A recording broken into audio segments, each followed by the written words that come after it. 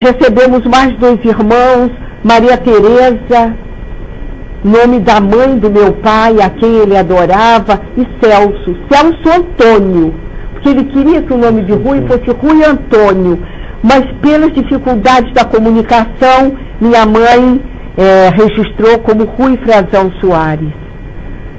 Bom, meu pai morreu de uma forma inesperada e contra todas as profecias da medicina.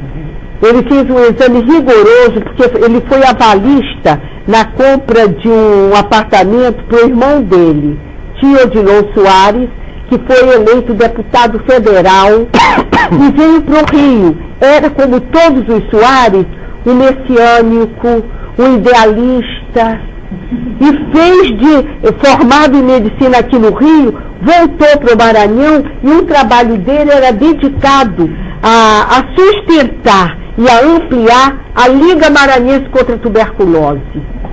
Ele queria terminar a tuberculose no Maranhão. Eu conto isso para mostrar que esse fascínio de Rui pelo povo não foi só uma produção histórica da época que ele viveu. É um desejo assim que coabita as margens de um Brasil tão contraditório e tão desigual. Mamãe, já desde o Rio, procurava nos colocar nas melhores escolas, embora o orçamento familiar fosse muito apertado. E meu pai, em casa, nos mostrava o fascínio da poesia, da literatura, da matemática. Era professor de matemática. Enfim, das leis, do direito. Quando ele assumiu um cargo de maior projeção no Instituto Nacional do Sal, eu me lembro dele experimentando, treinando a fala. E ele citava Goethe. Luz, luz e mais luz. Eu vi o meu pai passando pela sala, lendo aquele discurso. Certamente eu fui a professora que sou, com os meus deslizes e o meu fascínio pela educação, porque eu tive um pai e uma mãe, assim, apaixonados e poéticos. Minha mãe foi uma mulher, e é sempre dentro de mim, uma mulher muito realista. Muito empenhada que nós dessemos certo. Muito chão. Mas ela também fazia sua poesia. Ela dizia sempre, quando a gente fraquejava: a vida é combate, que aos fortes abate, aos fortes, aos bravos, só pode exaltar. Desculpe. Mas tudo isso é ruim, que não se fez de uma hora para outra, que trazia dentro dele, ele próprio brincando com a gente lá no Maranhão. Nós fomos morar num sobradão. Minha mãe tinha um montipinho, como ela dizia, do seu pai. Nós vivemos porque seu pai nos deixou um montipinho, nos deixou uma herança, o tentou estudar, porque seu pai sempre soube que o melhor caminho na vida é do estudo. E Rui brincava com a gente num quintal de um sobradão que pertencia ao tio Odilon. Um sobrado de muitos quartos, em cima de um comércio, farmácias, lanchonetes e uma garapeira, que era o lugar do meu encanto, porque de cima, nas frestas do sobrado, todos nós 7 espiávamos o que acontecia lá embaixo, no fabrico dessa garapa. Claro que tomar garapa era só um dia de festa, tomar um refrigerante, isso não era permitido, não era só porque nós tínhamos pouco dinheiro, era porque a cultura dos anos 50 era uma cultura muito severa, muito restrita. E bem, e aí brincávamos nesse quintal, fazendo 1000 estripulias, e Rui sempre recitava o Juca Pirama. Meus filhos eu vi, sei lá, agora tá tão difícil que até fugiu, mas o Juca Pirama, a história daquele índio que fraquejou e que o pai não reconhece. Mesmo cego, quando ele diz porque do atraso, mas depois o filho se reassume. E ele diz com orgulho que aquela história será sempre imortalizada. Meus filhos, eu vi.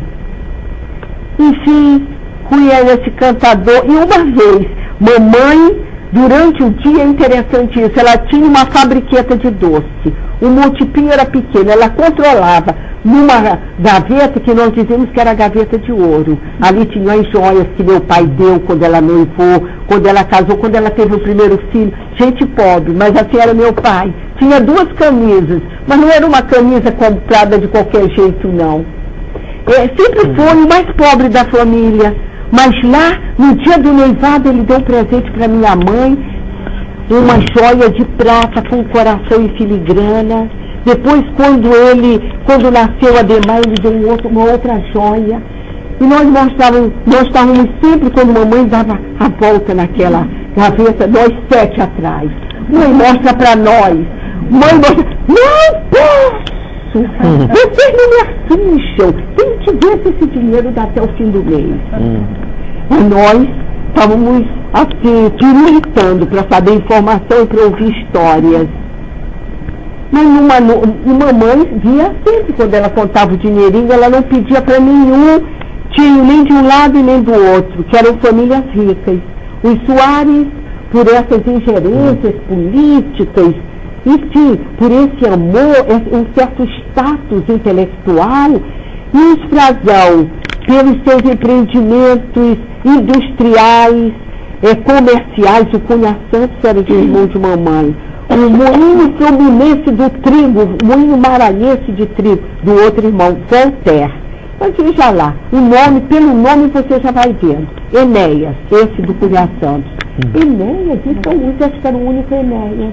O outro Voltaire, porque o meu avô era anticlerical e botou o nome do filho dele Voltaire. Olha aí, quando minha avó Inês, levou o filho para a igreja para batizar o padre, jamais, Voltaire é um nome maldito. Ninguém pode ser batizado com esse nome, porque o meu avô era da maçonaria, enfim, tantas histórias.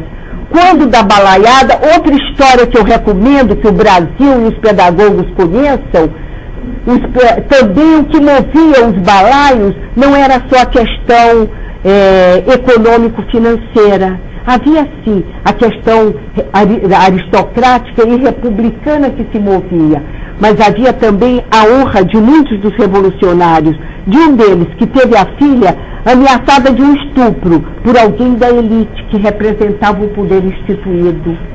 E eles se organizaram para peitar tudo isso. E quando entraram em Caxias, depois de grandes demarches, quiseram fazer um conselho das pessoas mais acreditadas e chamaram um parente, tio-avô da minha mãe. Quer dizer, também do lado da minha mãe havia um outro sonho que se fazia credível, mesmo para revolucionários tão radicais quanto os balaios. Nas brincadeiras Rui com Juca Pirama. E depois crescemos, nos educamos, e o Rui quis ser engenheiro. Teve um problema de uma escoliose, um peito de pombo. Minha mãe, modesta, com dinheirinho trocado, foi atrás do médico que disse, para isso é muito bom esse garoto fazer natação. Ela foi atrás de uma amiga, atrás de outra amiga, saber alguém que tinha uma piscina em casa para Rui nadar todos os dias. Mas foi um menino muito irreverente. Na escola onde ele estava, ele gazetava, ia pro Rio, tomava banho, contava as histórias pra gente, sempre muito solidário. Quando a coça ia pegar um de nós ou a todos nós, ele diz, não, eles não foram tão culpados, mãe, espera aí, eu também sabe que você também. Pá, pá, pá, pá. Mas Rui era essa pessoa tão sensível que à medida que ele foi bem, para ele ir para fora estudar como engenharia não tinha em São Luís. Ana Maria, minha irmã, a ordem é Ademar, Célia, Ana Maria. Tinha feito odontologia e conseguiu um emprego. Ela e Ademar tinham empregos razoáveis. E ela disse, os dois, nós bancamos. Rui pode sair de São Luís para estudar. Foi assim que ele saiu de São Luís, entrou na engenharia em Pernambuco, passando pela Universidade de Ouro Preto. Primeiro ele tentou lá. E lá ele encontrou todo esse caldeirão de desejos que combinavam com a história dele. As ligas camponesas, a JEC, a JUC, o MEB, o Brasil tem jeito, precisamos mudar essa estrutura, vamos às reformas estruturais de base, é preciso dar vez e voz aos camponeses, aos estudantes, aos operários. E tudo isso de início